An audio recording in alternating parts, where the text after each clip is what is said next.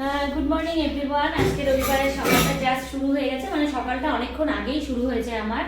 তো হচ্ছে ঘুম থেকে উঠে রান্না বসিয়ে দিয়েছি। তোমরা জানোই গত সানডেতে আমি মাটন খেতে পারিনি, কারণ আমার বড়মশাই এত দেরি করে বাজারে গেছিল যে ও মাটন পাইনি।